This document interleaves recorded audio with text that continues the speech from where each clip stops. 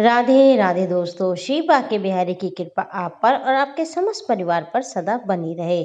आप सबको अहोई अष्टमी की हार्दिक शुभकामनाएं। कार्तिक पक्ष की अष्टमी तिथि को अहोई अष्टमी मनाई जाती है। इस दिन को राधा अष्टमी भी मनाई जाती है। इस दिन राधा कुंड में स्नान करना बहुत शुभ माना जाता है। कहा जाता है दोस्तों, जो दंपति निसंतान होते हैं वो अगर राधा कुंड में एक बार स्नान कर लें तो उन्हें संतान की प्राप्ति होती है। दोस्तों, अगर आपको मेरी वीडियो अच्छी लगे तो इसे लाइक करें, शेयर करें और आपके अपने चैनल धर्म की यात्रा को सब्सक्राइब करें। बहनों, अहोई अष्टमी वाले दिन माता पूरे दिन व्रत रखती हैं और अपनी संतान की लंबी उम्र, सुख समृद्धि के लिए अहोई माता से प्रार्थना करती हैं। इस व्रत को निराहार और निर्जला रखा जाता है। माँ के लिए संतान ही उसकी धन दौलत होती है। संतान सुखी तो माँ बाप भी हमेशा सुखी ही रहते हैं। दोस्तों, जिस माता की संतान होती है वह तो इस अहोई अष्टमी का व्रत रखती ही है, लेकिन अगर किसी माँ के कोई संतान नहीं है तो वह संतान की कामना हेतु भी अहोई माता का व्रत रख सकती है। मान्यता ये है कि अहोई माता की कृपा से संतान सुख भी प्राप्त होता है। कार्तिक पक्ष की अष्टमी तिथि का प्रारंभ 24 अक्टूबर को रात 1:18 पर होगा।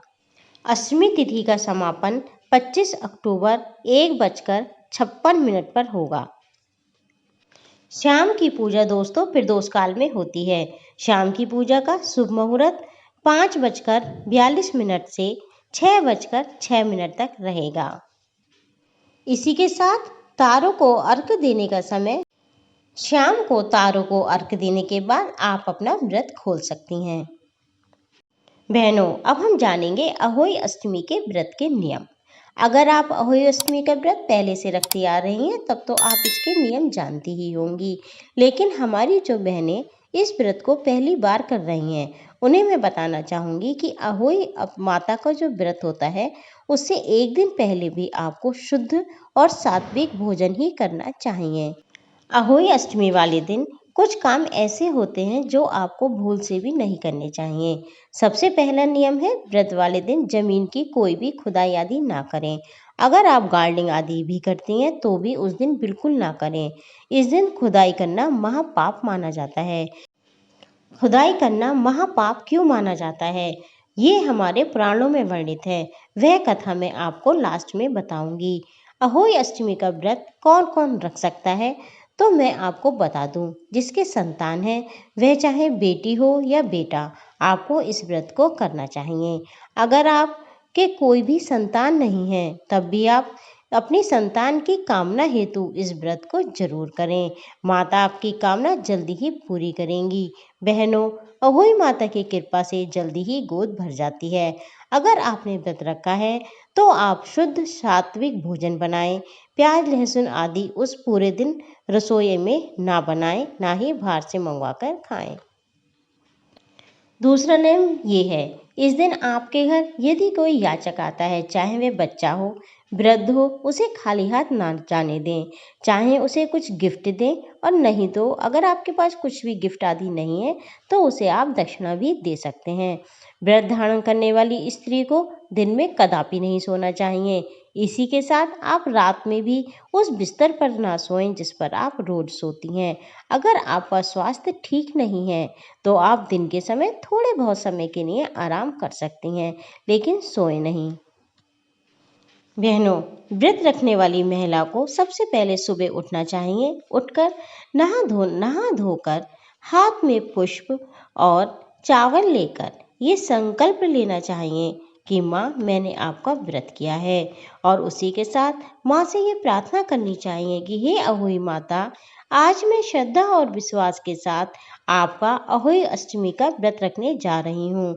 आपकी कृपा से मुझे जल्दी संतान सुख प्राप्त हो। ऐसी कृपा आप मुझ पर करें। साथ ही माँ, इस व्रत को रखने में जाने अनजाने मुझसे जो भी गलती हुई हो उसे क्षमा कीजिए। जिनकी संतान है उन्हें इस प्रकार संकल्प लेना चाहिए, हे अहोई माता, आज मैं पूरे विश्वास और श्रद्धा से अहोई माता आपका व्रत करने जा रही हूँ। मेरे बच्चों की उम्र खूब लंबी हो, उन पर कभी भी कोई संकट परेशानी ना आए, उन्हें खूब सुख समृद्धि दो माँ। माँ, मैंने आपके व्रत करने का संकल्प लिया है। मेरे इस व्रत को आप निर्विघ्न पूजा करें। इस प्रकार आप संकल्प लेने के बाद सूर्य देवता को जल चढ़ाएं। बहनों, बहुत से घर में गेरू से अहोई माता बनाई जाती हैं और बहुत से घर में अब रेडीमेड जो कैलेंडर आता है वह भी लगाया जाता है। तो आपके घर जो भी चलता है आप उस कैलेंडर को लें। अब हम बताएंगे अहोई माता की पूजा विधि। तो दोस्तों, पहले आप कैलेंडर को दीवार पर चिपका लें। उसके बाद अहोई माता की पूजा करने के लिए माँ की फोटो के पास लगाएं एक चौकी, उस पर घी का दीपक जलाएं और एक जल से भरा कलश रखें। कलश के चारों तरफ कलावा जरूर लपेटें। उस पर 5 या 7 सतियों को बनाएं। हल्दी चावल रखें। अगर आपके यहाँ रोली रखी जाती है तो आप रोली रखें।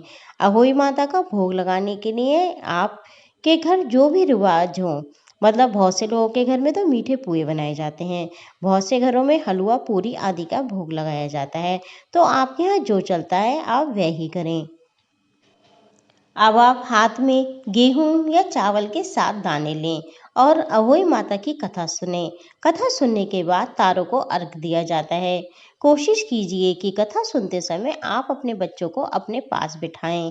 अगर आपके बच्चे आपके पास नहीं हैं, यानी आप तो बहनों पढ़ाई के चक्कर से बच्चों को बाहर जाना ही पड़ता है, तो आप अपना मन भारी ना करें। बच्चों की सफलता के लिए माता से प्रार्थना करें।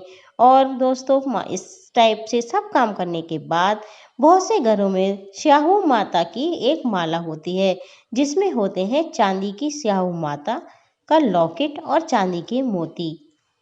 बहनों, जिसके घर में ये चांदी की स्याहू माता बनती हैं, उनके घर में इन्हें धारण करना बहुत जरूरी यानी अनिवार्य ही होता है।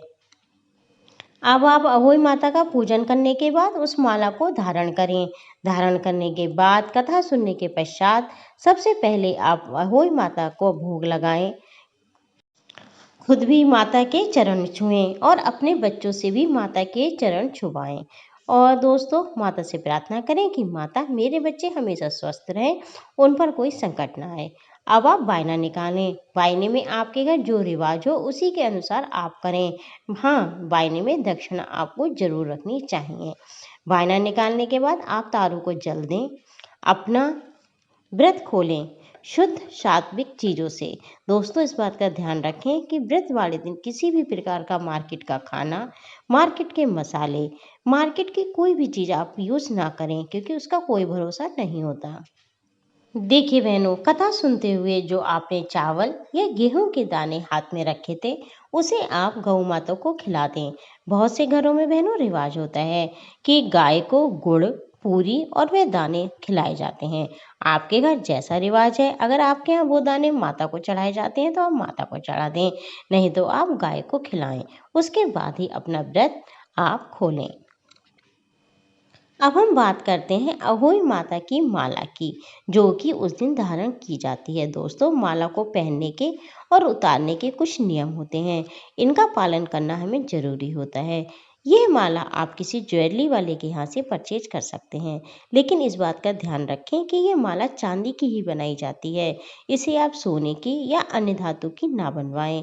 हर साल इसका कलावा बदला जाता है।